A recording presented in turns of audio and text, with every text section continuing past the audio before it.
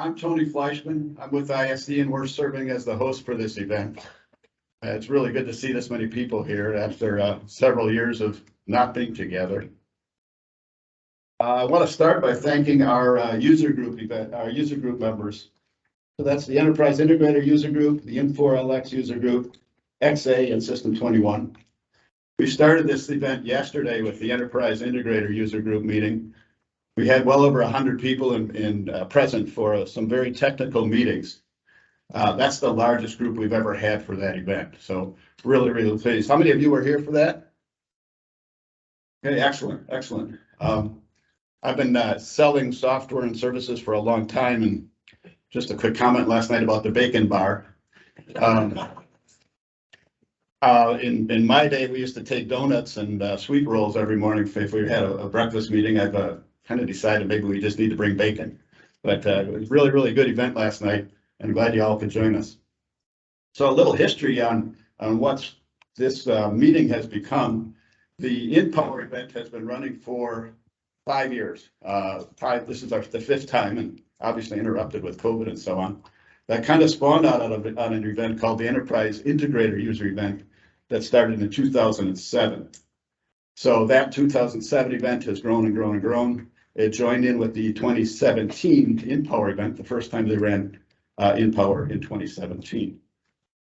So what brings us here today is I started working with Ross Freeman and the user groups about March. We had run a smaller event last year, very similar to this, but really trying to get on track with after COVID. We had 55 users and about 10 partners, and I think probably 20 or 30 other attendees last year, just trying to get back to normal a little bit.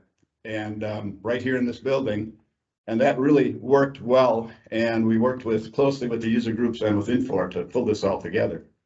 So what has that led to? Over 200 users from 80 companies are here together.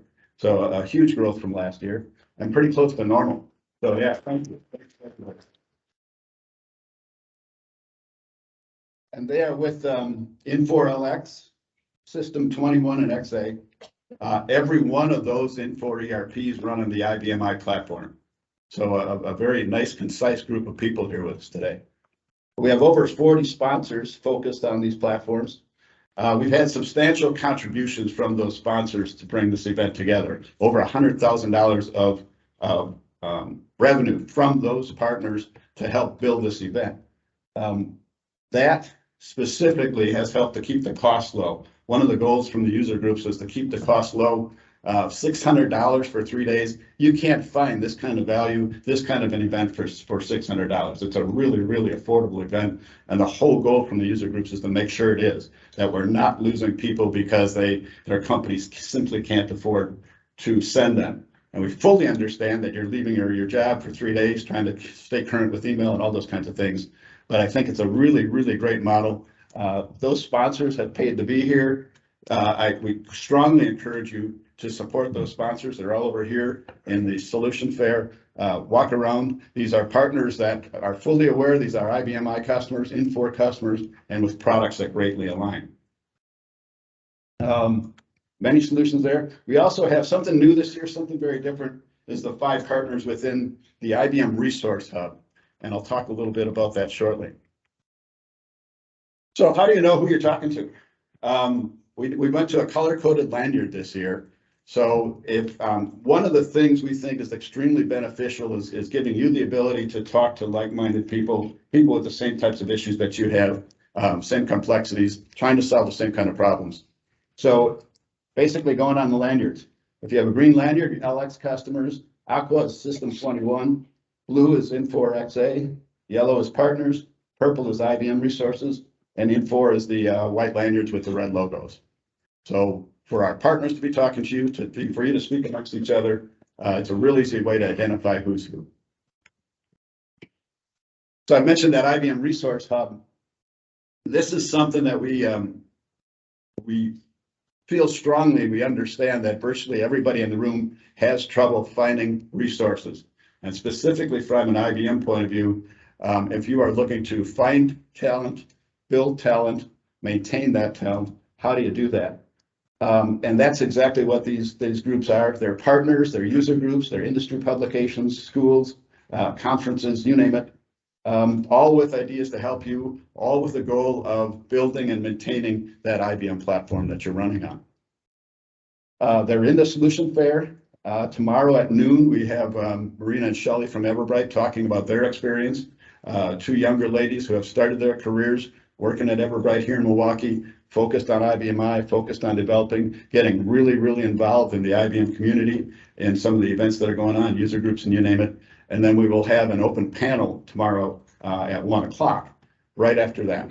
So really hope you join us. We're very interested to see how important that is to you as far as finding those kinds of resources. So I mentioned who's here. One person I didn't cover yet is Dr. Doug Fisher. Doug and I met a couple of years ago.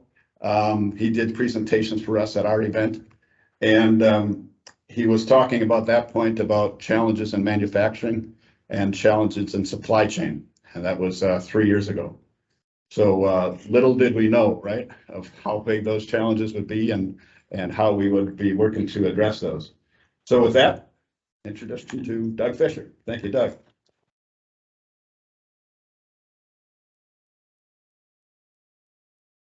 Thank you, Tony. If you could Photoshop a little of that glare off my forehead, it would be good. It's a pleasure to be here and an honor. It's amazing to see a group this size ready to go at it. I think the bottom line is you're in the sweet spot where the action can be going forward. So my job is a bit of a journey. We're going to cover a lot of ground.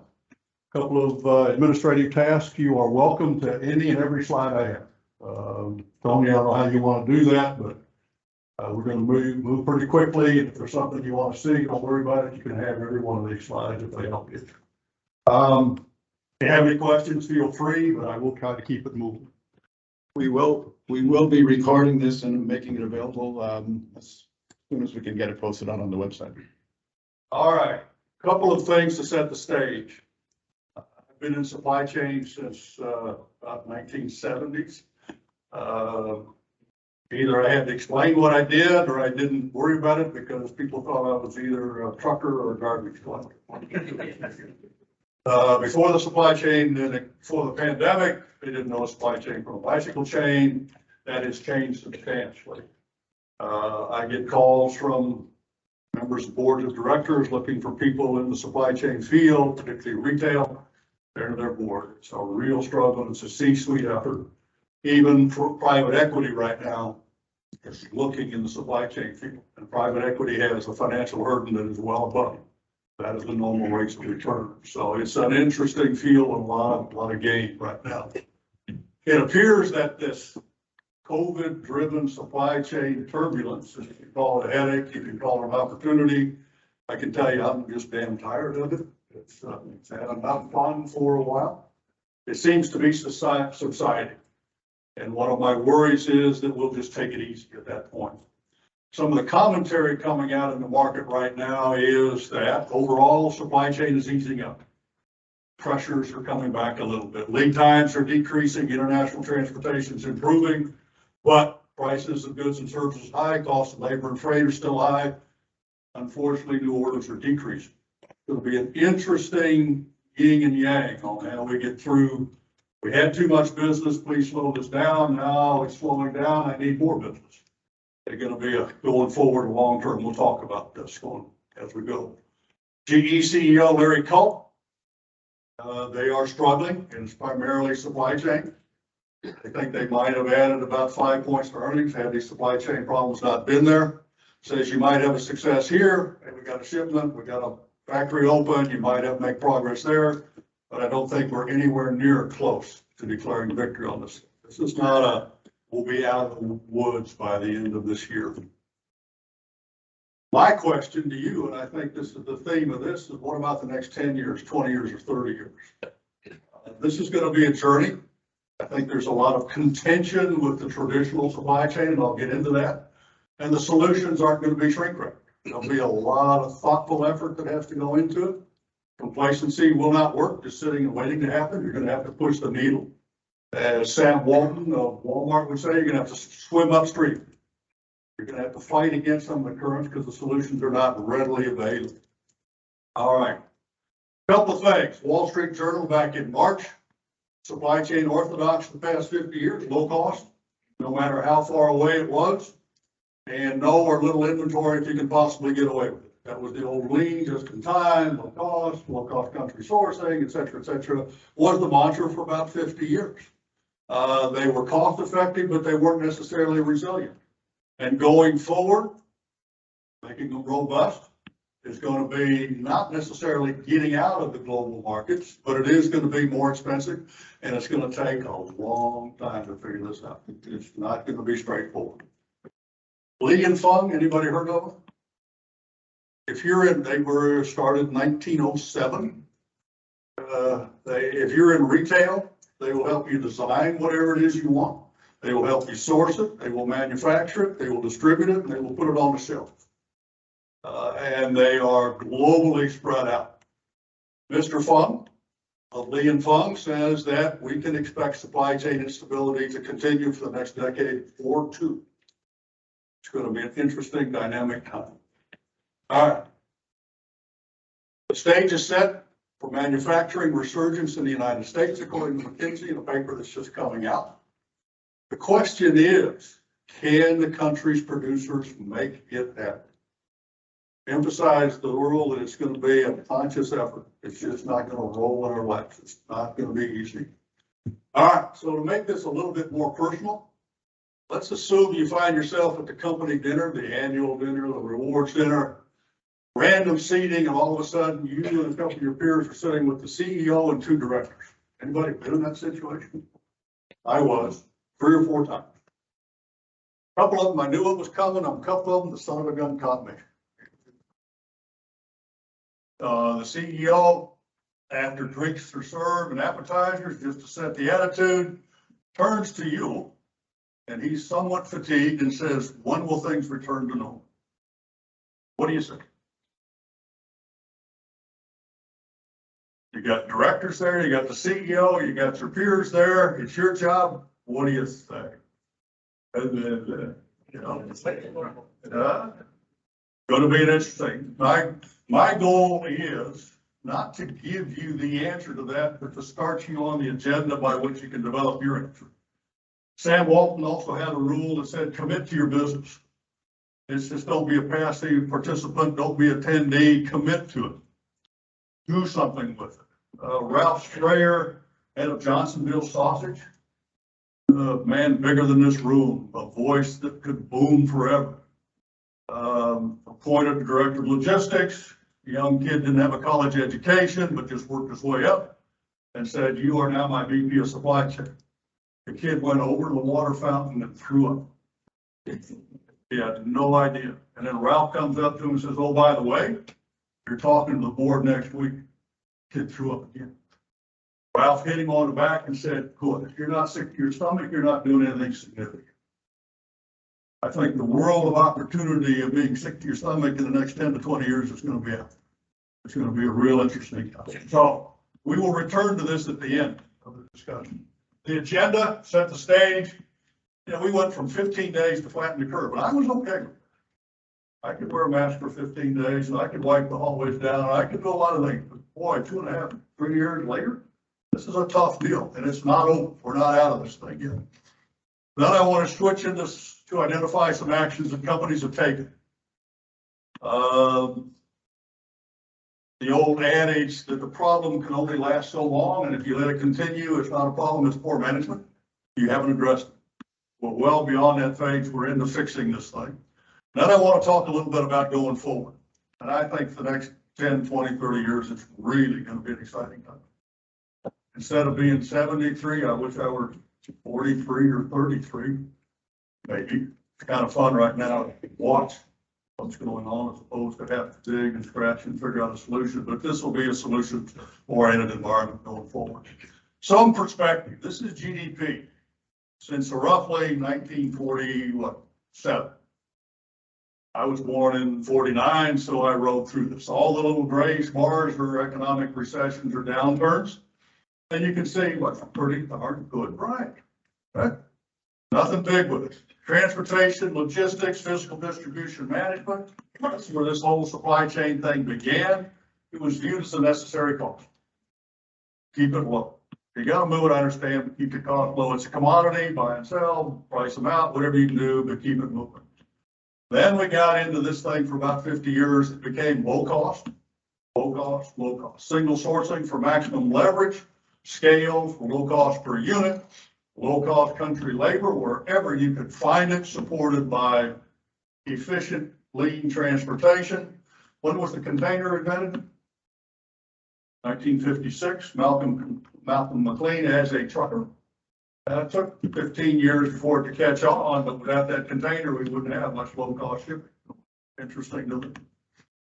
Lean, no excess capacity, minimal inventory. The first lean guy was really Henry Ford. He was so lean that you could only get the black, and that didn't work. So the head of Toyota came and looked at our grocery stores and said, look at it. Someone pulls a can of beans off and someone puts a can of beans back on. Look at that inventory process. And he took that back and called it just in time, the Toyota system. Globalization was key to this.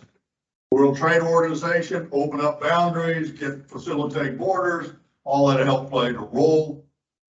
Amazon came along in 1994, and 10 years later, they had disrupted retail. Totally disrupted. Logistics came on the map because of Amazon.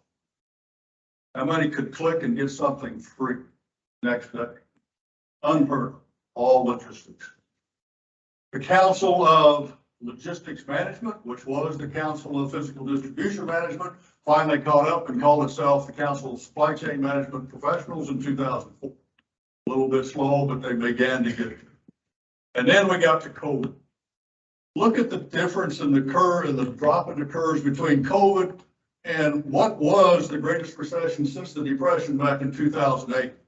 2008, we dropped by 3.5%, and it took 2 years to recover.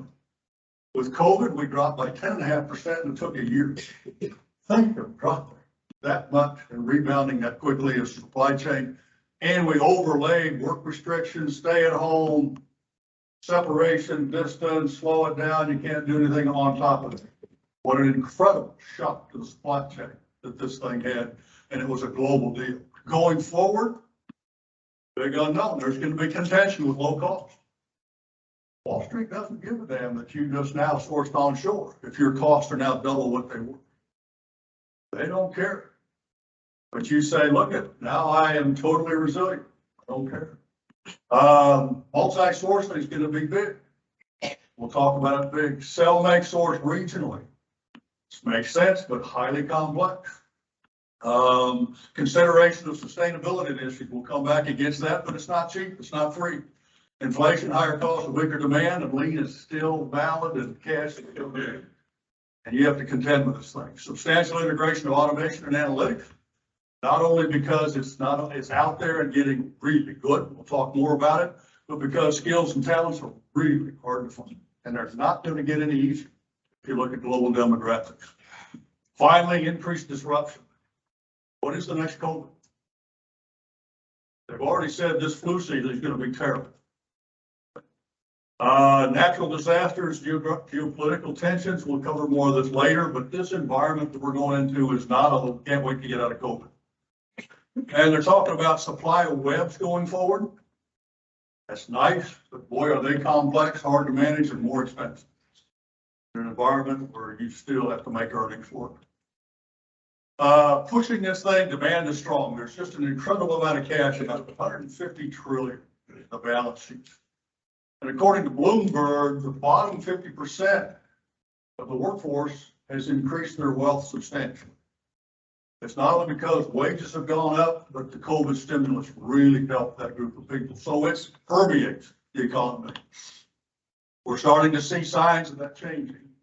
Growing credit card debt, running out of some of that free cash, the impact of inflation on purchasing, slowing it down. Consumer confidence is falling 3 months in a row, and rising interest rates and mortgage rates are shutting down some markets. So how long this will go on? Who knows? You're head of supply chain, what do? Bet on strong demand, build inventory, you hold back, hope it doesn't work, all this kind of stuff is really coming out. Some people feel that GDP growth was driven by an inventory rebuild.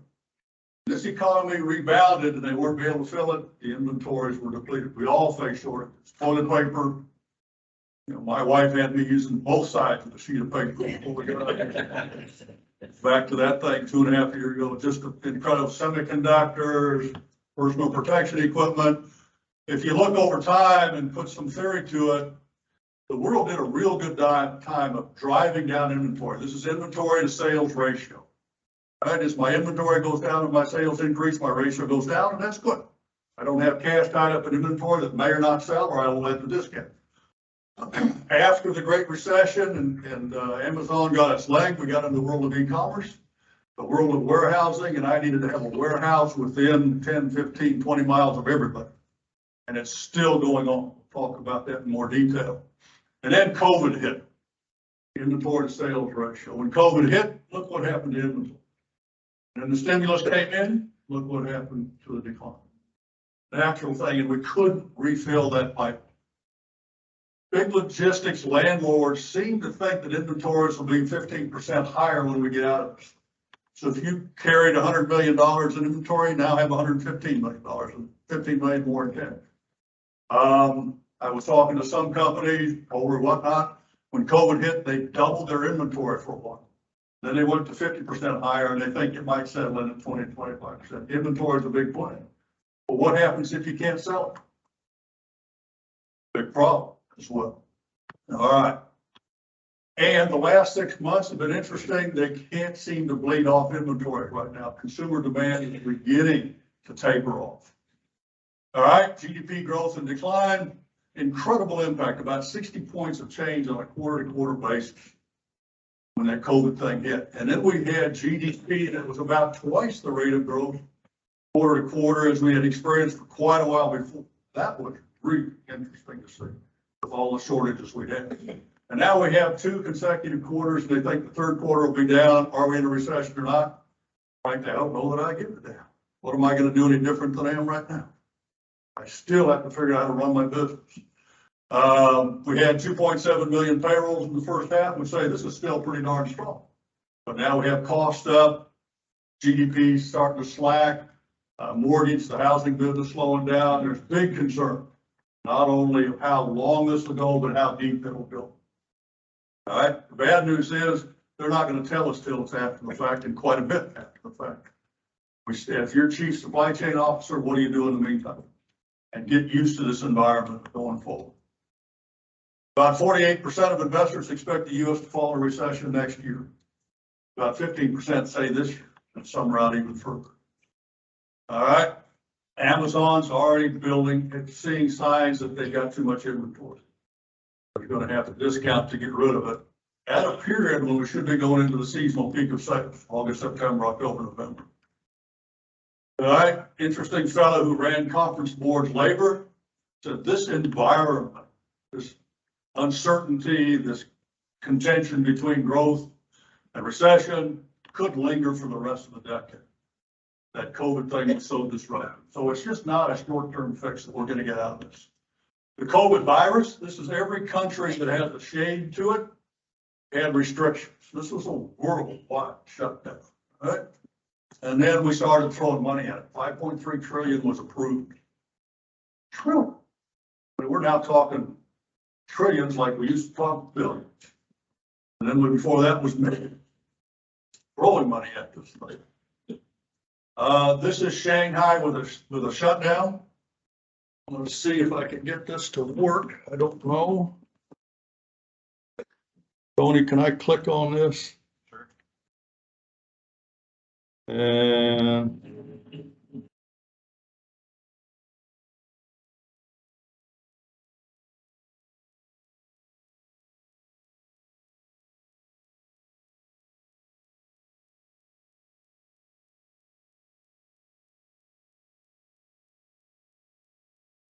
all right.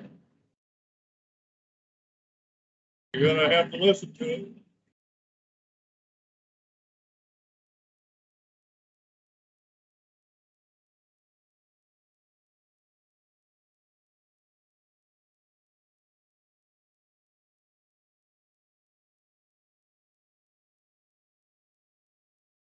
It's on.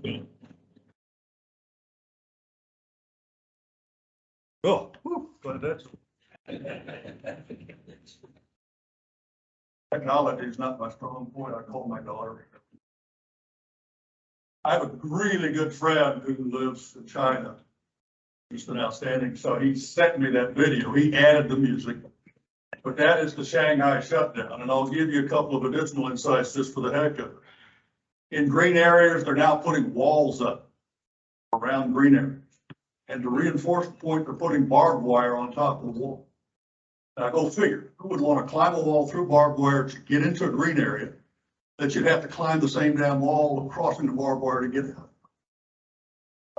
They have videos of little old ladies in one city going around with bamboo poles, beating anybody who does not have a mask on.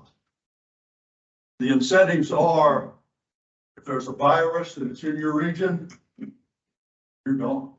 There's no disincentive for quarantining people, seeing them starve, die, or commit suicide. The incentive system is really interesting. He received a package from his wife, and the instructions from the Chinese Communist Party were to put on a mask, put on gloves, open the box outside the building, dispose of the box, spray all contents with strong disinfectant available outside of every building, place the contents of the box to be left untouched in the corner of apartment for over 2 weeks before it could get in. That's what zero tolerance means. A little bit what my condominium was like when it first came out. Interesting part, it's not just Shanghai. 45 cities account for more than 1/4 of Chinese population. They were shut down. And on September 1, Chinese city of Chengdu will lock down 21 million people. They're not done yet. They don't have a vaccine that works. They don't have treatment that works. This is the only thing that they're going after. And the basic consensus now is that the president forever, or president of everything, soon to become the president forever, is going to keep this going. Keep it going. Tough environment to be in. And we don't know what other virus will be coming out. It's totally elusive out there. Inflation and skilled labor. Won't beat up inflation. The question is, how high will it be and how long will it last? All right, and as we get further into this thing, the estimates of how long it will last continue to stretch out. What is the Fed's goal? 2%. Where are we at now? 8+%, right? They think we might be at 3 or 4% by the end of the year. That's still double where the Fed wants it. How long will this go? Big open question, and you got to run your business to keep it going. All right, skilled labor. 11.3 million job openings, 5.9 million people unemployed. Right? That's about what, 5.4 million fewer than we have jobs available. 3.4 million people out of the workforce, lower participation rate, and 4.3 million have quit their jobs recently. A really interesting environment to try to find people to work in a field that needs those people. China, won't belabor it, tariffs, intellectual property, human rights, sustainability, find a contention point. Look at their intentions toward Taiwan. Just out of curiosity, how many people think China will invade Taiwan? Interesting point, they don't necessarily need to invade it. They can just put a barricade around, quarantine it all if they really wanted to. How many people thought Russia would invade Ukraine? I didn't. Still there, still going strong. So it's a really interesting environment to be in. And there's a change of act. China, Russia, Iran axis, but they're looking at Turkey, North Korea, Pakistan, and possibly India as all uniting in the same frame of mind on this. A Russian invasion of Ukraine. I have no idea how long this thing is going to last. I won't cherry pick it. I just took the semiconductors. Russia provides 40% of the world's palladium, and Ukraine produces 70% of the global supply of neon, two critical ingredients in the production of semiconductors. Interesting environment. All right. Secretary Raimondo, interesting to note, she views her job as to be a driver of the administration efforts to confront China's geopolitical ambitions and Russia's aggression. Doesn't say work with them, it says confront them. We need America to dominate in certain minerals, electric vehicle batteries, semiconductors, artificial intelligence in this area of supply chain and technology. Doesn't sound to me like we're going to be warm and pleasant for a while. And I don't necessarily disagree with this philosophy as well. All right, into the world of logistics. Anybody seen marine traffic? Love it. Interesting. Is that a question or you've seen it? I've seen it. I love it. Yeah, that's a fun deal. All right. So the green ones are container ships. The red ones are Fuel ships. bulkers, fuel. We don't lack for global commerce. And this is they have paid portions of the site. You can go to marine, you can barely see it down at marinetraffic.com right here as you're sitting, pull it up and you can get the same thing. And the interesting thing would be to look at the condensed areas of the Panama Canal, West Coast, our Gulf Coast, and our East Coast. Really becoming congested in terms of marine traffic. So the story here, ocean rates are dropping. They are, and we'll talk about it. The West Coast port congestion is easy. Peak season is uncertain. August, September are peak seasons, and container volume into the West Coast and event is down. Orders aren't coming in, the pipeline's not being filled. Rail service is still an issue. Are we done with the potential of rail strike? They don't vote till Thursday, and the rumors are now there's verbiage in there that they don't like. And if the rails go on strike, what's going to happen to the port of LA Long Beach, all the West Coast ports? Sympathy strike? How many of you have containers on the water coming in? Feeling a little sick to your stomach? Be an interesting time. Trucking capacity is available. Talk a little bit about it. Warehousing is still a robust field. Ocean rates, this is a global deal. Basically went from about $1,800 a box below 2,000 to over 10,000 at peak. Some people pay 20, 25,000 and spot rates. Who cares? This is all lanes all thrown in. That's just shy of 600% up.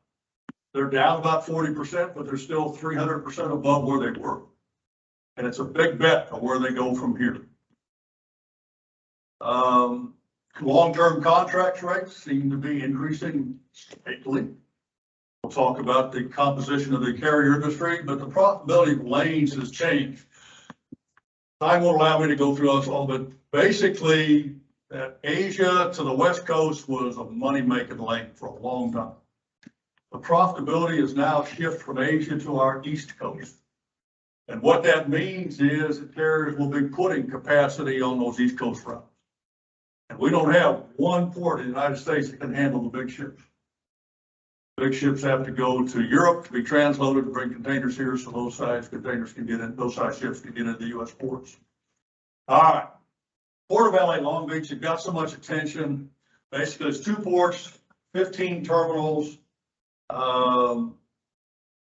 difficult to manage, landlocked, trying to improve rail service, trying to dredge it out.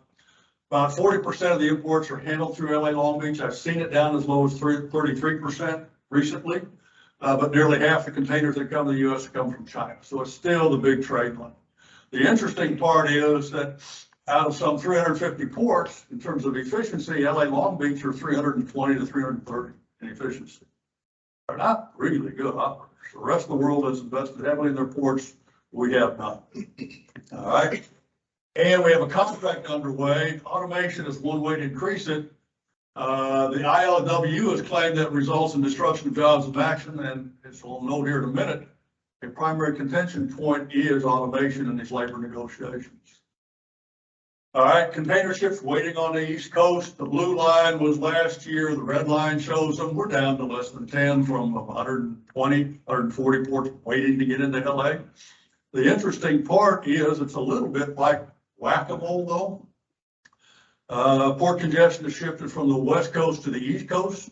By May of 2022, there are 130 container ships waiting to get into the East Coast port. We just move things logically. All right. I can't get it through the port of LA Long Beach. It's congested. I wait forever. There's the potential of a strike in the port of LA Long Beach. Let me just begin to reroute. Amazon chartered their own ships. Target chartered their own ships. IKEA chartered their own ships. They could fit through the Panama Canal. They move stuff around. Logical progression of logistics. I realize this is an eye test for all of you. I'll just hit a few things. This is the top 10 ports in the United States by import. LA, New York, Long Beach, Savannah, Houston, Norfolk, Charleston, Seattle, Oakland. The points I'll make is rates of growth. Nearly 20% for the East Coast and Gulf Coast versus a decline of 3.4 April to April. Latest 12 months, 18% up versus 3%. For 2 years, it's 60% versus 30%. Logically, we're moving stuff around, and I think that's really beneficial. When's the last time we built a new port? It's going to happen in the next 10, 20 years, I know, environmentally. Let me kind of accelerate some of this stuff that just points off. This is Savannah and Houston. This is what LA Long Beach used to look like in terms of ships waiting to get in. All right, some logistics issues not covered by COVID. I'll hit a few of these. Container alliances. Shipping companies have combined to manage their assets capacity and compete better. So in 2018, the top 10 shipping companies controlled 50%. Now those top 10 control 80%. Of the top 10, there are three alliances, all intended to manage capacity, manage the profitability. Vessel size in 2006, E-class was 10 to 15,000. 20-foot equivalents, a 40-foot container is 2 20-foot. This is just their nomenclature.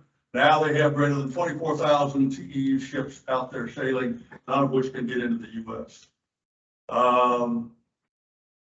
5 of the past 7 months in the U.S. have been record months, but it's moving around. So it's not that the volume is declining. We're still ahead of where we were pre-pandemic. It's just moving to other ports. I'm trying to cherry pick a few of these. LA Long Beach has difficult moving empties through. Shipping companies do not want full containers going to the central part of the U.S. It takes them forever to get back. They want them emptied locally, ship an empty back to Asia, fill it up, ship it back over. That's how they're making money in this environment. In order to get them done locally, you need to have space. They were putting containers in parking lots, trying to get things moving out of that part of LA. Rail service is hampered. Rails, in pursuit of operating efficiency, cut about 25% of their staff. And then volume picked up. No wonder they have a problem right now. Labor issues in the ports and the railroads. The Panama Canal was expanded from 5,000 TEUs per ship to 15,000. But now they're facing low water and congestion to get through the canal and therefore high rates as well. Containers are also owned by container leasing companies. There's not many shipping companies that want to loan them anymore. And as long as you're paying to have the container, they don't care where it is. So they don't really have a velocity incentive going on out there. Europe can handle the large, ultra large container ships, cargo carriers. The U.S. cannot. So if you've got a 24,000 TEU ship coming out of Asia, it has to come up the Suez into Rotterdam, be transloaded on a ship that get into our East Coast ports. And the East Coast ports, Rotterdam, Bremerhaven, Felixstowe are all facing labor strikes, all having labor disruption. Profitability of the ocean carriers. Boy, if you wanted to be a millionaire, you could go into shipping with $1 billion and lose it quickly. It was a great way to lose money for a long time. Look at the profitability we got into just in this COVID environment. To bring it home, if I get second quarter 2022 profitability, the net income is almost twice what total revenue was in the quarters prior to the pandemic for the shipping company. Incredible. Container shipping second quarter 2022 net profit came 145% above FANG profits. Facebook, Amazon, Netflix, and Google. And 76% higher than Apple and Microsoft. Who the hell would think a capital intensive shipping company could outperform the high tech company profitability? And the big question now is, can they manage their capacity enough to keep the rates high enough to keep this going? Notoriously, they've been a race to the bottom. Looks like now they're becoming a bit more disciplined, and the guidance is that ocean rates may be 5 to 7% higher than pre-pandemic long-term going forward. All right, I can't quit without talking about labor. This is an old quote out of July 1st, August 21.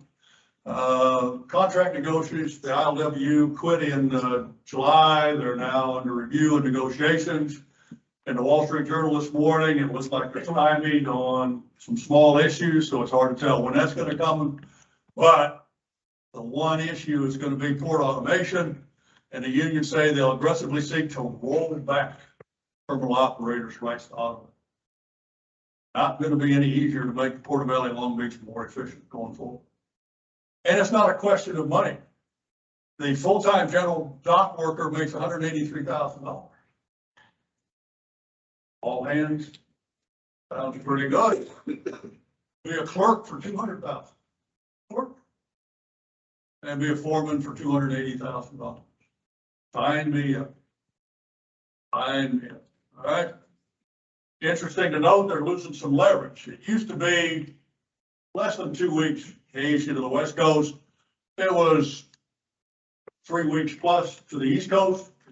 Right now, we're both in the 30 days with all the congestion in the Panama Canal. Otherwise, they're losing their ability to compete. And so it's going to be a real interesting negotiation in the West Coast. It's just not the ILWU.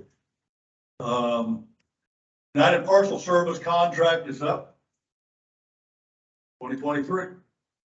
Who is United Parcel Service biggest customer? Amazon. Who do the Teamsters want to organize? Amazon.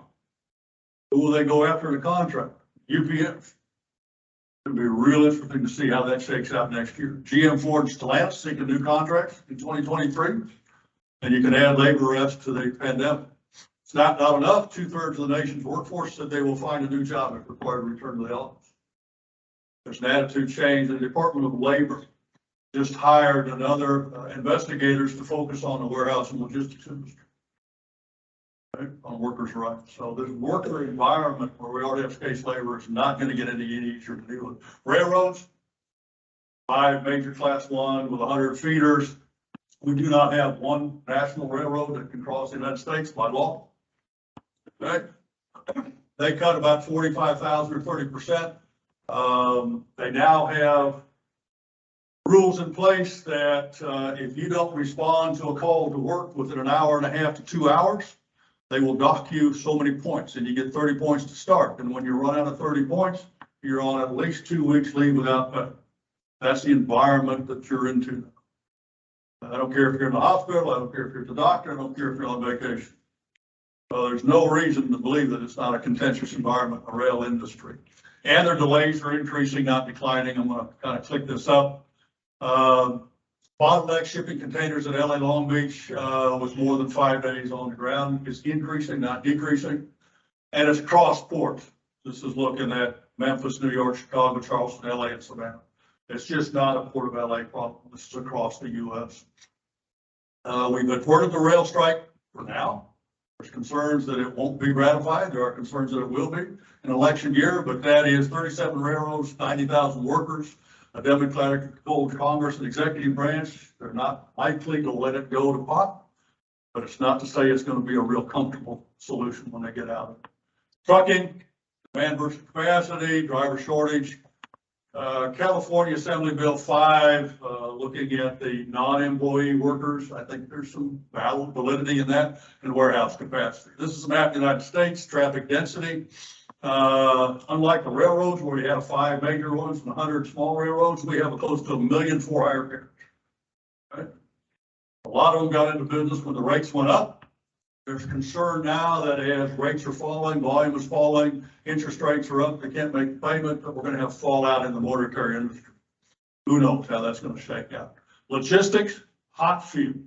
Warehousing used to be a topic you don't talk about. It's incredibly hot, and they see it continuing as we go forward. These are areas, it's just not LA and the Inland Empire, it's around the United States. 37% sightings per million square feet. Up from 24, 100 had an average of 1 million square feet. The top 15 were brand new, or 15 were renewals, and the rest were all brand new. Tremendous pressure on warehouse space. Is the pressure off supply chain? I'm going to click this through. This is the supply chain compression index. Pressure index is a combination of 30 plus indices put together by the Fed and Liberty Economics. And they look at standard deviations. And if you put this thing back, and it's across the world, we had a real stable environment for a long time, and then we jumped up. And the question is, where will this thing be in the years going forward? Will we return to normalcy or will we turn up there? And the bet is it's going to be higher than normal going forward. All right, so supply chain actions companies have taken. Don't anywhere on my own time. Still get close, right? At least 20 minutes. Oh, we're good. All right, supply chain actions. All right. Jump ahead. Florida hurricane. I used to live in Atlanta. I had in-laws that lived in Cocoa Beach. And every time there was a hurricane, it was the same deal. We're gonna come get you and take you out of there. And day after day, week after week, oh, we're not ready. Oh, we're not. 48 hours before we say, the heck with it, we're coming down to get you. We're gonna take you out. By then, an 8-hour drive turned into a 24-hour drive getting them back out of Florida. But it was the same. Come on, we need to make a decision. A little bit of that is analogous to where we are right now. Do we stay with our business system that I have right now? Or do I begin to move? Because there's stuff coming at us. So companies, and I'll give 3 examples here in a minute, but they increased inventory of critical items. They carried more inventory longer. They increased inventory along the supply chain at select locations. Right? Just indicating it's a lot quicker to build inventory than it is a factory. Many increased visibility into the supplier tiers. If I can see that my supplier is running out, I can start to take corrective action. Things like that with visibility begin to help. All right. Some started dual sourcing of raw material. Price points aren't the same when I'm only giving you half the volume. Modify supplier contracts. Can I be a preferred customer of yours?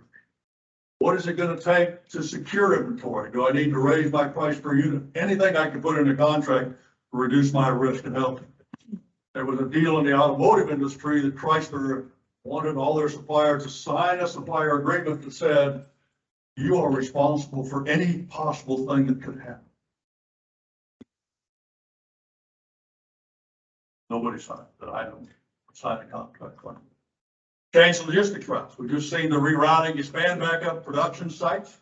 I know I have a major producer here, but I know somebody else can do it. Let me give them a little more business. Let me sign a contract that builds some capacity, anything I can possibly do. Simplify my stock keeping units. Complexity is really hard to manage. So I'll try to simplify my product line.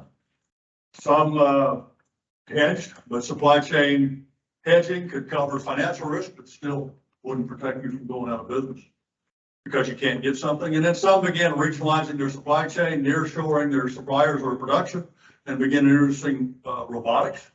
The interesting part that reshoring by itself isn't going to solve the problem. I might be able to bring my supplier here or my plant back, but if all my components still come from Asia, I'm still at risk. I haven't necessarily solved the problem. So it's going to take a real interesting ecosystem to get through this. All right, VW, one of the top automakers, notorious for just pounding suppliers and having sole sourcing. It's now looking and rethinking that to where they have dual sourcing of some components and deeper penetration of their supply base. That's an expensive proposition for someone like an automaker. Milwaukee Tool is starting to build in Wisconsin. You peel it back, they're going to make screwdrivers.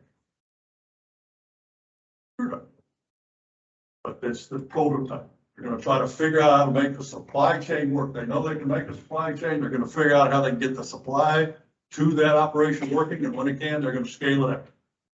Thank you. All right, inventory, target. The blue line is revenue. The red bar is inventory. The green is inventory as a percent of sales. First quarter of 18, 19, 20, 21, and then 22. And look what inventory did as a percent of revenue. They really built up inventory. As a result, earnings will be 2% down from 5.3%. They're going to have merchandise markdowns, removing excess inventory, canceling orders, which are expensive. So they got hit hard on an inventory play. So inventory is not necessarily easy. And there's a big push toward, I got to have the inventory just in case, as opposed to just in time. That's not cheap. It might make a lot of sense. but it's not cheap. It's still taking cash off the balance sheet, and putting it in inventory, and as Target found out, that can be an expensive bet. Optimization of this demand versus inventory is easier said than done. Becton Dickinson, we talked about visibility into the supply base. Medical technologies, large company got burnt. They decided that chaos might be their future. They're going to take a deep dive into their supply base. 80% of their disruptions were as a result of not their supplier, but their suppliers to their supplier, and no visibility beyond their supplier. So they've begun a campaign to dig down into this. And the size of the task is almost logarithmic. 5,000 suppliers that they have. Those 5,000 suppliers are tier one. They probably have 10 times that to get to tier two. So now we're up to 50. And they probably have 10 more of that. So we're up to 500,000 suppliers that they think they want to work their way through. That's just a big task. It's not easy. And if I'm a supplier, I don't want to tell you everything. I'm not going to tell you my profit bill. I'm not going to tell you my inventory position. I'm not going to give you my help. So getting this information is not necessarily the easiest thing to do. Reshoring, China, basically the electronics manufacturing spot. All right, the iPad, the Xbox, the Fire TV, long assembled in China. Now moving some to Vietnam, to northern eastern India. They're going to put some of the iPhone 14 in India and see if it works. So they're beginning to spread their risk across from China in this country. It's not going to be necessarily easy. China sees a manufacturing contract. They still have an incredible ecosystem of suppliers co-located with manufacturers, suppliers to those suppliers. They've done an incredible job. Increased interest in locations, starting to increase the prices of land, building, labor, and whatnot in those locations. Might be a short-term win, but long-term pain. And Biden's team has just announced that U.S. tech companies that receive part of that semiconductor bill will not be allowed to build advanced technologies in China for a full decade. You're going to have to find alternative locations if you take some of that 2450.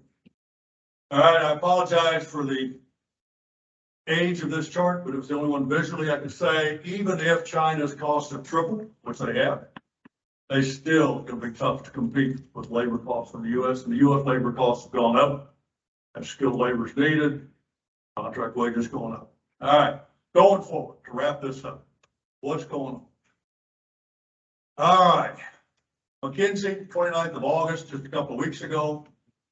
Company successfully restructure to boost local production. Will have to make simultaneous changes on many fronts. Doing nothing may not be an option. So bringing production back locally, as I said, doesn't do any good unless your supply chain to that facility is married to it. You're still going to be at risk, or you're still going to have a long supply chain of parts. And we have done a good job of moving a lot of our production out of the United States with a supply base relatively. So it's going to take a while to rebuild this thing. May take 10 or 20 years, and breaking from the status quo will require a lot of leadership. In 2021, logistics rose 22%. They're now 8%. That's as high as it's been, and the forecast is it's going to get even more expensive. So the pressure to make this happen will continue to go. Port of LA Long Beach, we'll just talk about three of what I call the long waves.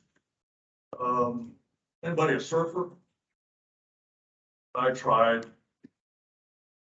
A 10-foot board, hell, I couldn't lift the damn thing. By the time I got it to the beach, I was tired, and I had to swim out through all these damn waves to get out to the point where I could try to find a way to come back in. And oh, by the way, you got to stand up.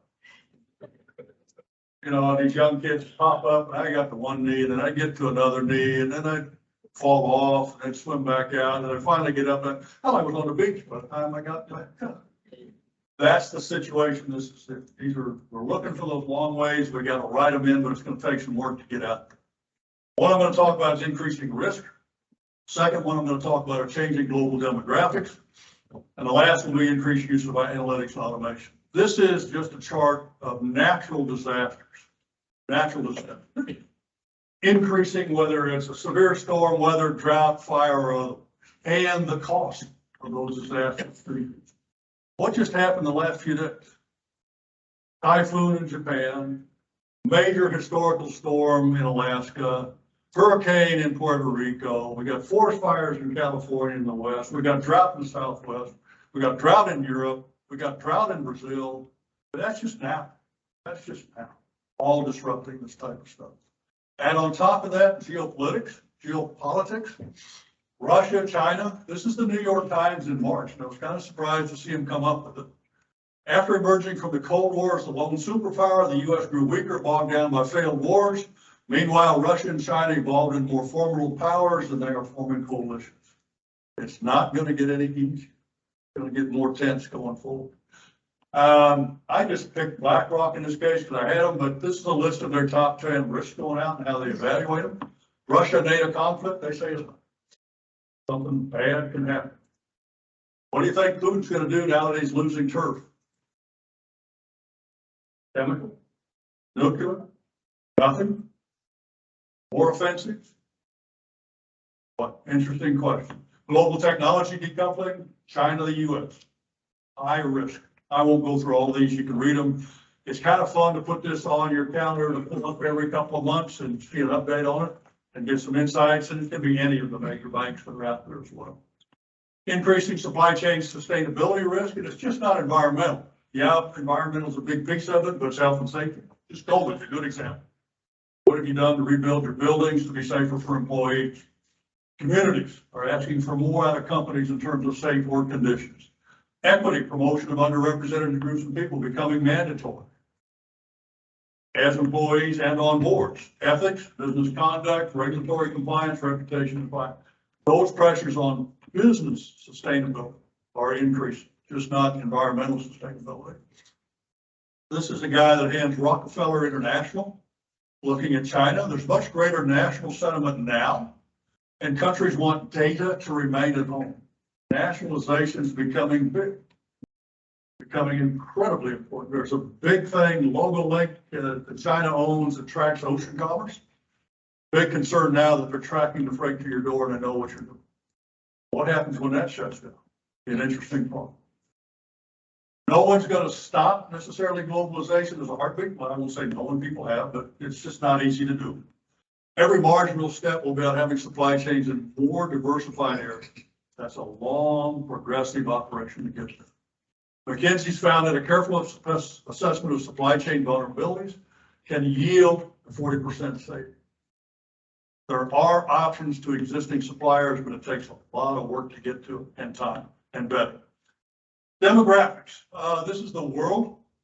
Basically, since 1950, let's take 70 years till now, the world gained about just shy of 6 billion people. Okay? We're going to gain what, just shy of 2 billion in 70 years going forward. And at the reproduction rates by country, every country in a color has a reproduction rate that is less than replacement rate. And they're headed in the wrong direction. What does that mean for economies? What does that mean for finding workers? What does that mean just in general? All right. More than 20 countries, including Japan, Spain, Italy, Thailand, Portugal, South Korea, and Poland, will see their numbers diminished by at least half. China's will fall by nearly that much, from 1.4 to 730, still a lot of people. But changes the dynamic of China substantially. Sub-Saharan Africa will grow. All right, Rockefeller again. China's population is shrinking for the first time in recent history, and when that happens, no economy is able to grow. And how do you stop a population from shrinking? Think about it. How do you stop it? Going to be an interesting problem for us to face. All right. All right. I'm going to keep going as the demographics are built in. The population numbers are there. Manpower, a local company says labor markets that are just simply demographically constrained. You're not going to find people. They're just built in that way. Interesting enough, we have an interesting opportunity with immigration. We can just learn how to handle it. May not solve the problem, but we're one of the few countries where a long line of people are trying to get in. Nobody's trying to get into China and some of these other countries. So how we manage that could be critical to our future. The U.S. population, just to bring it home, gained 200 million in 70 years. We're going to gain maybe 50 million in the next 7. And simply a difficult economic environment to be in a slower growth. Replacement rate of 2.1, and we're well below that as a nation going forward. All right, bringing it around. Increased analytics and automation, kind of your sweet spot. Well-worn adage that a company's most valuable assets, the people, needs an update. Yossi Sheffi, MIT, you're an interesting guy. Today, it's not people, but data. Right now, I'll contend it's both. Definitely both, but going forward, data, and that's the sweet spot you folks play in, is going to be increasingly important going forward. China, the world's largest purchaser of robots, has been a source of low-cost labor. There's an article in the logistics update for the Wall Street Journal today that said China bought more robots last year than the rest of the world combined. They're the low-cost country leader by far. If I look at robot density, robots per 10,000 employees, and this is in 2016, the US was in here at about 189 at 7th. You see China anywhere? 2016. They were at 68. All right, by 2020, United States, China. They are rapidly replacing manual labor with automation wherever they possibly can. They see the demographic problem. They see their cost of labor going up. Requires a strategy. Application of technology in manufacturing. We'll go through a few real quick examples. Spotting defective items. Machine vision is far more accurate than human vision. Program it to do your quality control checks. Precision holding. My God, thinking of a robot able to pick up an egg and handle it just as he could a 50-pound. The dexterity of the human hand has been one of the weak spots in automation for a long time, and they're fixing it. The cobots, interaction in shared work environments, especially logistics and manufacturing. Using drones, if nothing else, to inspect buildings, to inspect inventory where you can't get humans up high enough, they can see it. Customer satisfaction, helpful AI chatbots. There's a customer service agency that can take a 1,000 employee customer service center and using AI and chatbots, reduce it to 100 people and still end up 10,000 calls an hour. Quite impressive. Industry 4.0, which is the connectivity of all this stuff. I'll talk about a couple of examples in a minute. But then increasing efficiency and improving quality, machines learn. They don't let it go by. Much better than humans. All right, there's an interesting book out, an article in Forbes, an article about labor shortage is killing America. Here's how AI can bring it back. An interesting read. John Deere, an example of a tractor. It's autonomous. That's the cab. Right? Self-driving tractors that can plow fields, sprayers that distinguish weeds from crops. They've got sprayers that can know how to pick a ripe strawberry from one that's not ripe through machine vision, artificial intelligence. Interesting, it's a revenue play as well as efficiency. They expect 10% of their annual revenues to come from software license. Data. All right, and there we go. By 2026, 4 years out, they want 1.5 million machines in service and 500 million acres. She uses cloud-based operations center, which collects and stores crop data. Anybody see a problem with that? If you're a farmer, Big Brother now knows everything that you're doing. And farmers are also concerned that if it breaks down, you won't let me take it to anybody I want to take it to. It'll be a John Deere controlled maintenance problem. So there's some internal market resistance to it, but it's a fascinating problem. A Nebraska farmer said he doubled the number of acres he plants today to 800. And by 2030, Deere said to offer autonomous models for its entire equipment. So we don't worry about the autonomous car, some of the areas in production. Boeing and Northrop, won't beat it up. They are now working on a program to source from suppliers that print parts. And they will help them buy the equipment, train their employees to get that done. They view the supply chain crisis as not a thing about the Port of LA, but about parts availability. And they want to see the supply base elevated. In the world of logistics, won't beat it up, collaborative robots, they are all over the place. All over the place. Schnucks Market, Midwest, tried this for about 3 years and they're now launching it to 111 of their stores. This thing will roam the aisles, take inventory, do price checks, look at out of stocks, look at expired merchandise and keep track, all 24/7. And it took them a long time to figure out how to get this going.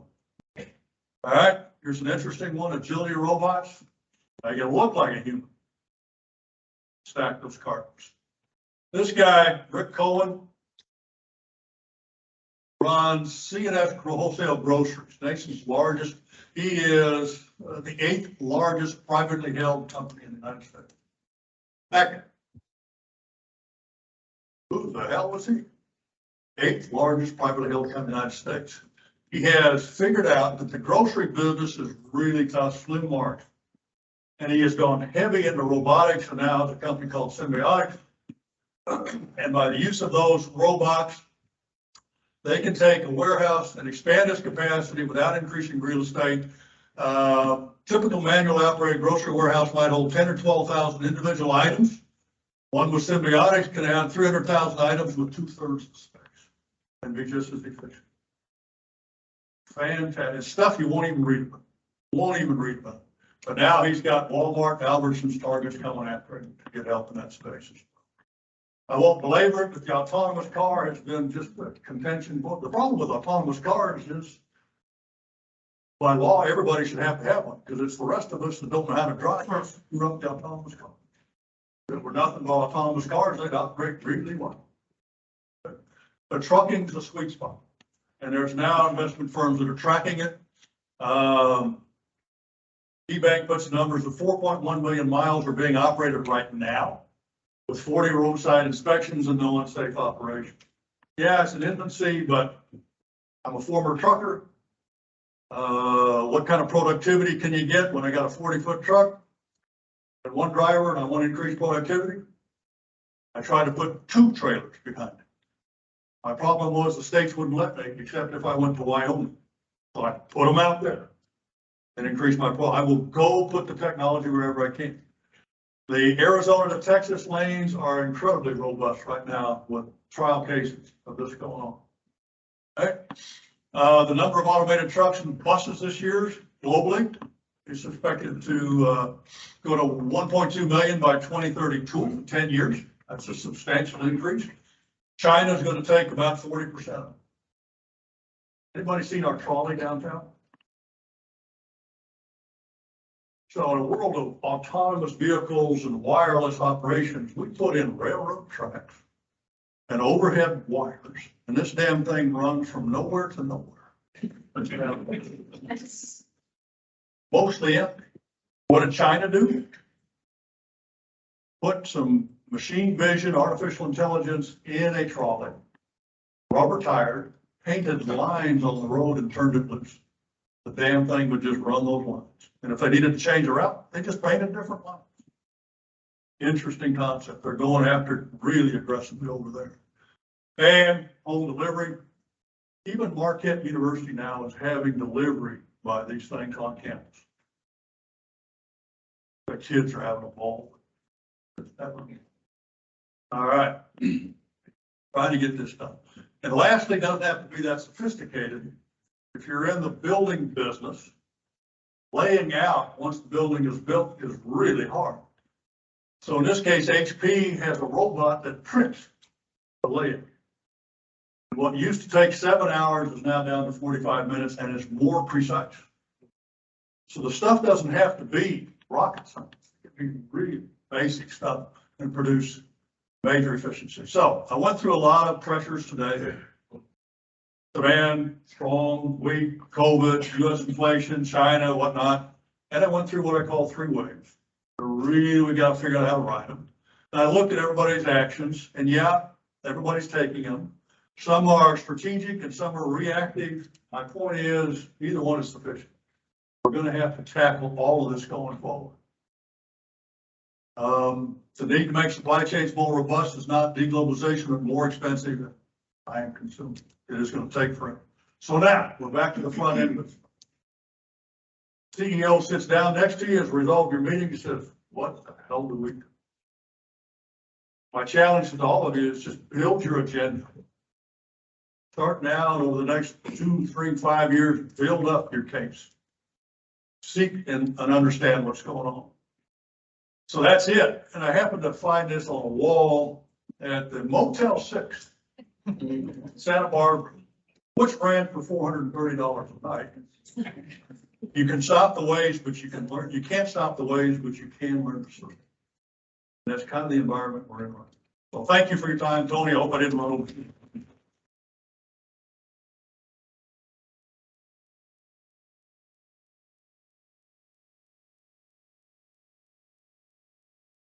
So I heard Doug mention just in case inventory. How many of you have just in case inventory as compared to just in time, right? Safety stocks on top of the safety stocks, right?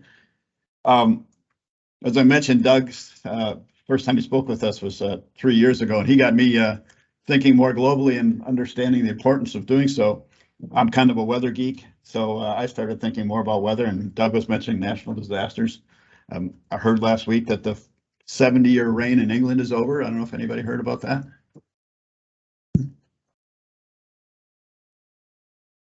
Okay, don't quit my day job, right? Sorry. Thanks. All right, so with that, we're going to introduce Bill Valente from Infor. Bill is the general manager, vice president, general manager for the Infor Compass Group. So Bill, over to you. Appreciate it. So I was going to elongate Tony's jokes about bacon, but I had a big piece of that chocolate bacon last night, so that's not funny at all. There's no humor there at all. I had the opportunity to speak with this group last year. It was a much smaller group, and we were just forming. We were this thing called Compass, and it was a part of the transformation that Infor is going through since we've become a co-industries company. And part of the message was, well, we're really just getting started out. We really don't know a whole lot about what we're going to do, but there are some things that are important to us. And there are some principles that we've learned from our parent company, Nowco, which we wanted to start out and we wanted to try to describe to the folks in the room last year. And one of the things that is really important to us is this thing called virtuous cycles of mutual benefit. And what it really means is that we want to make sure that the relationship that you have with Infor is going to be good for you, our customer, and it's going to be good for us too. But we want to look at it as a very long-term type of relationship.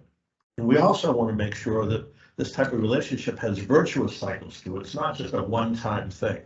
And this is one of the principles that we're really working toward to live by and to grow into. And what it's also allowed us to do is it's allowed us to create a mission for Compass. And this Compass, this whole term Compass, is really an internal brand, but at least it allows us to call it something. So it is really an outward kind of a brand that we're marketing into the world, but it's something that we're calling ourselves. And the idea behind this mission that we have is that we want to make sure that we create a prescriptive approach for you to extend the investment that you have with Infor going forward. So that's the idea behind it. And what we've done is we've taken all the right people that know the most about the product set that you have, and we've brought them into this group. So we're not trying to dilute it and have us be all things to all people. We're trying to really focus in on the kinds of things that we want to make sure that are important to our customers. So I'd like to give you a little bit more of an update as to, since that was the beginning in the early stages of things, I want to give you an update of some of the changes that we've made and some of the progress that we've made thus far. Really, first and foremost, the feedback has been tremendous. We've done quite a bit of outreach through webinars, through events like this, and the feedback from this group and from other groups of one-on-one conversations that we've had with customers has really been fantastic. So I wanted to thank you for that, because it really means that it feels like we're on the right path and it feels like we're headed in the right direction. And we have a long way to go, but we're still headed that way. The relationship with IBM that we have has developed and grown and prospered over this past year, and you'll see them next door. You'll see the investment that IBM is making. You'll see the investment that our developers are making with IBM, and you'll hear more and more about that. But specifically, we've really focused in on the fact that we are here for this IBM I product set, and we're here to invest, and I'll talk about that in a second as well. There is going to be a session that Chris Hellock has coming up about the IBMI cloud solution that we have. And that's part of our strategy. That's something that we'd love the opportunity to speak with everyone about. Because really there's three choices that you have. And this is, again, part of our mission and part of our message. One of the choices you have, of course, is to move to the cloud. And you've probably heard us talk about that for the last 5 or 7 years. But with this transformation we're going through, IBMI Cloud is a solution that we'd love to talk to you about along the way. Or frankly, you can remain on-prem in the environment that you're in today in a long-term relationship with us, and we're absolutely thrilled to do that as well. So that's part of our message overall. But again, IBMI Cloud, that's part of our strategy going forward. So we want to make sure you know about that. The investments that we've made this year, we have about 300 people dedicated to IBMI products. And what we mean by that is that's all the people in the ecosystem within Infor supporting all of our customers. The spend, we're well over $100 million annually spending on this group of people just to support this product set. So it's something that's very, very important to us. It's a serious spend that we have. And we're doing everything we can to translate that into value for you, our customers. And here's some examples of that.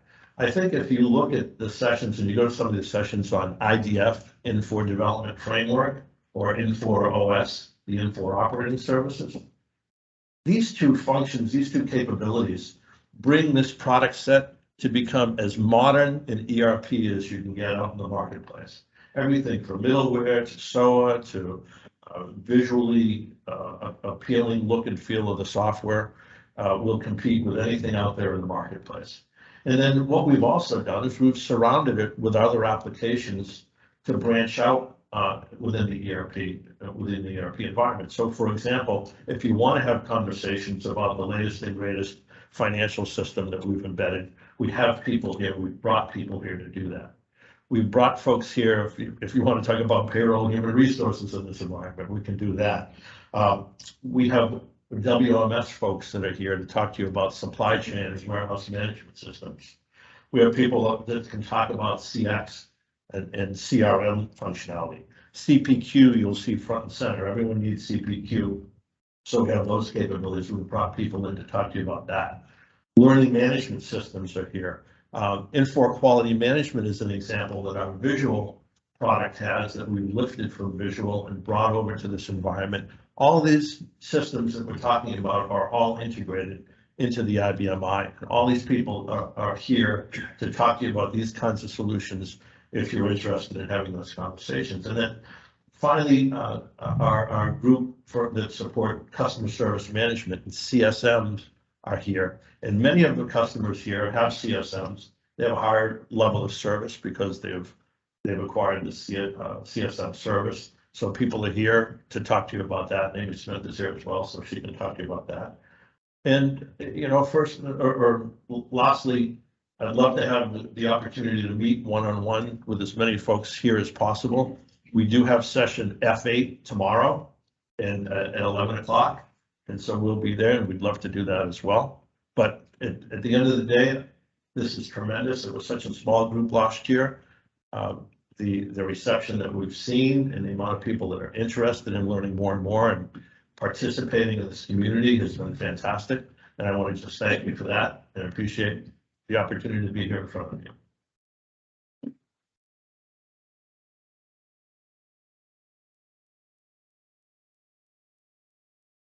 And just a quick comment on that. ISC has been an Infor channel partner for 20 years. I know we've got many other channel partners in the same situation. What Infor brings as far as wherewithal is compared to 20 years ago with Mapix Inc.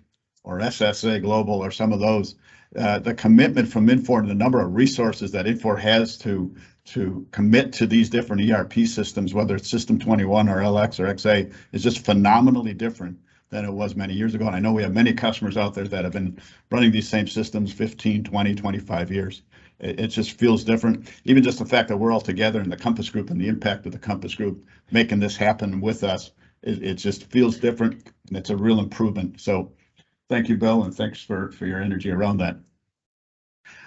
So our next speaker is Steve Will from IBM. Steve is the IBMI CTO and Chief Architect, and also a Distinguished Engineer, which is a substantial title within IBM. So, Steve, over to you.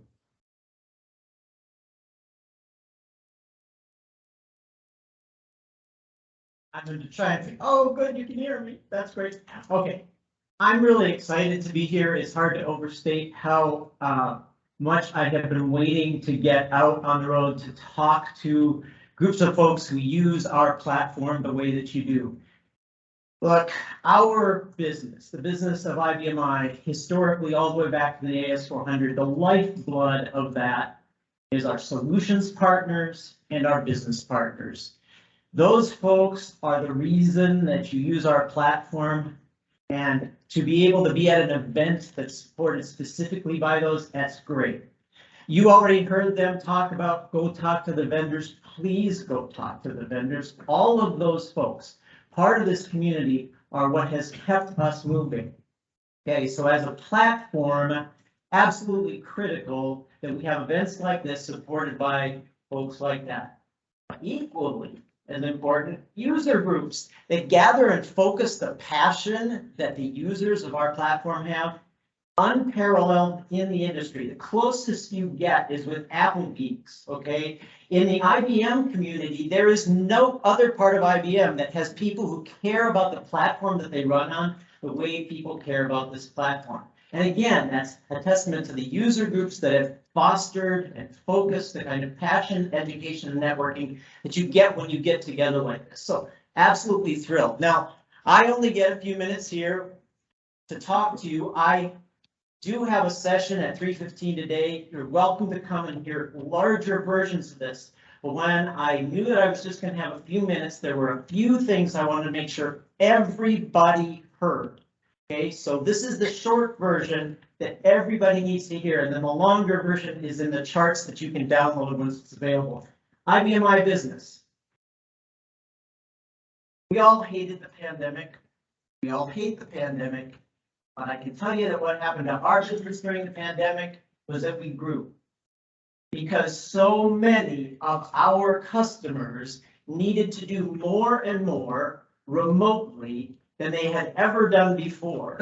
And they found that the stability, securability, and growth ability on our platform was exactly what they needed to be able to do things. We did a lot of help of a lot of clients who grew what they were doing as they moved into entirely remote environments. And that has helped us to grow, while other competitors have had trouble meeting that. So, bad situation, but it helped us to prove the value of our platform to the kinds of companies that you have and that the rest of our customers have. So we are in a strong position. Okay, so one of the things that you'll hear me say if you come to my session is we've been growing our staff. For the past about 6 to 8 years, I've been adding new people to our development team every year, and this has been the biggest year yet. Okay, because the future of our platform depends on having the next generation of folks. I've been chief architect now for 15 years. I've only been CTO since I got promoted to distinguished engineer, but I've been the chief architect for 15 years. And 15 years from now, I will not be the chief architect, but somebody else will be, right? And there will be one after that, because we've got the investment from IBM to move forward as a platform. Our strategy continues to be based on we've got to do what it takes so that the next generation of solutions that are on this platform, like the solutions you use, will find our platform to be the best platform to continue to be on. And that's why it's so exciting to have this whole Compass group focused again on solutions that take advantage of our platform so that we can move forward together.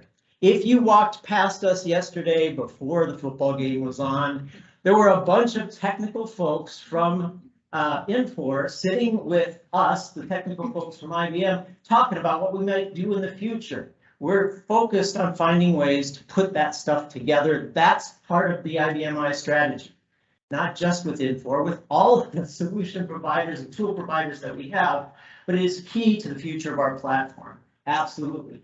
The last thing I'm going to mention is this IBMI roadmap that I've sort of hinted at. We're not going away. How many of you have been around on this platform since the 1990s or earlier? All right. How many of you have been told during that time frame that our platform was going to go away? It hasn't happened. Why? Well, partially because of the strategy, okay, but partially because there is no better platform to do the kind of thing that you all do. And that's the case for so many of the applications that have been developed on the platform. And we've found a way to make sure that you can modernize everything that you're doing through that application well into the future. The things that you're going to use to solve those problems that you heard about are absolutely possible on IBMI because we've been focused on making a platform for the future. So we have a roadmap, a publicly available roadmap that you can show to your executives that shows IBMI continuing to do releases out into the 2030s, more than a decade from now. We've been doing that sort of roadmap since I became chief architect because one of the biggest problems that we hear is my bosses say they're going to leave the platform because there's not a future in it. Okay, that's simply not the case. You can get, again, whether you come to my session or not, please download the PDF so that you can show to your bosses, look, IBM is behind this. I heard Steve will say they're growing. We are. Okay. He showed me this roadmap that shows us out into 2030s. Don't worry about it. Infor is doing things into that time frame on top of IBMI in that time frame, and you all should be aware and confident of that. Okay. One of the biggest reasons I want to be able to get together with you in person is so that everybody could understand. There's no reason to worry about the future of the platform. Just think about how you're going to use it to move into the future, solving the kind of problems that your business has. Because Infor and we together are going to make it possible for you to do that. Please enjoy yourself for the rest of this conference. Learn things, network, because we're all here to help each other. It is what makes this community great. Thanks very much, and I'll see you around.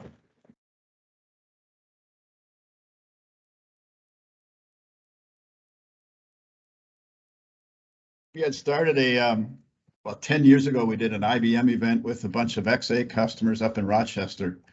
And I at that point, I challenged everybody to think about themselves. Most of you think of yourselves as Infor customers that happen to run on IBMI.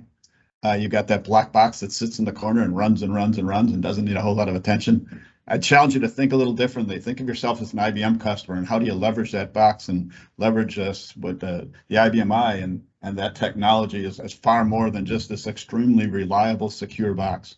Where are you going with the cloud? Where are you going with resiliency, HADR, those kinds of things? So keep that in mind.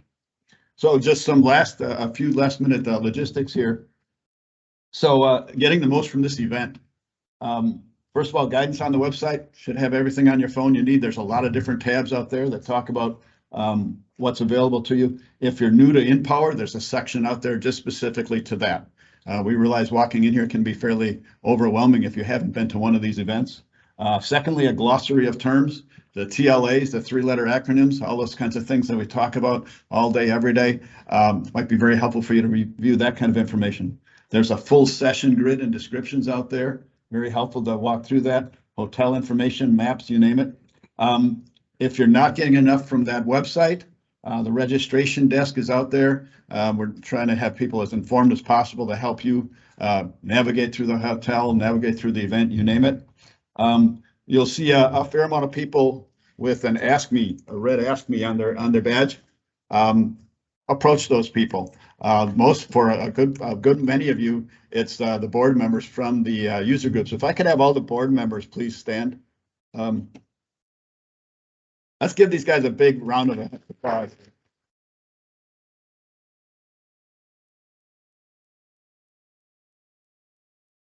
They've done a great amount of work, not only this year, but through the years. I mean, this is out of the goodness of their heart. This is out of them believing in this technology. I really, really appreciate what you guys have done for us here. And then also ask everyone else at this event. I mean, we're really proud of the sessions that we put together, over 100 sessions, 10 or 12 yesterday, you name it.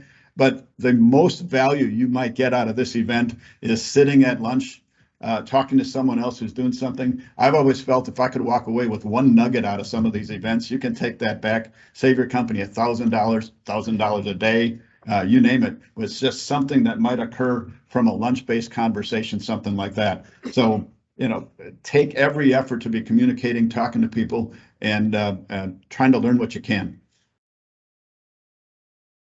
So other logistics, food and beverage. If you were here last night, we'll be in the same place here for the lunches and the breakfast, the buffet table outside, eating in this room. Snacks and beverages are in the solution fair. So once that's going, we'll have morning snacks, afternoon snacks, those kinds of things in the solution fair on the other end of that room. Also, one key note: we have a slight change to the schedule. It is accurate online, but the XA sessions that were going to be in the Fieldstone room are now in the pavilion. And for those of you who were here last year, we had some sessions in the pavilion. It's all across the parking lot, past the water park. You'll see the blue and green slide sticking out the end of the building. Go past that and watch for a flag like this that's out there. And that's mostly for the XA10 session in the morning. We've got an XA11 session, and I believe something about getting more from XA. So it's XA specific. It's a short walk. It's a beautiful day. Get some air outside. But there will be food and beverages down there through the morning as well. So watch for that sign. We'll have that set up, and that's tomorrow for the XA10 sessions. And finally, looking to have some fun. So the Harley Davidson Museum event tonight from 5:30 to 10:30. Aaron will be stopping up here over lunch this afternoon, going a little bit more deeply into that. But we will have shuttles going from the Avid and the Marriott. We'll have shuttles going from here. They'll be loading in this from the Avid and Marriott at 5 to 5:15. The buses here will arrive at 4:30 and loading at 4:45. We're going to give you a Beers of Wisconsin tour on the way down. We'll have Spotted Cow and Pabst and Miller and you name it. So a little Wisconsin flair there. Getting you down then to the Harley Davidson Harley Davidson Museum. We'll have a band, a great cover band called Rebel Grace. You have access to the museum, great food. And then we'll be bringing you back with different buses coming back here 9, 10, and 11 o'clock and getting you all back here so you're bright and early and ready for tomorrow morning, right? So, but it should be a really, really great event. Our team has put a good amount of work in to make this thing be something really special for you. And that's the final thing there as far as coming back from Harley. So thank you for your time. We will have the solution fairs open here from 10 to 11 this morning. The XA roadmap will be right back in here. The other roadmaps are on your schedule. Starting at 11, lunch will be back in here. And I truly thank you all for your attention.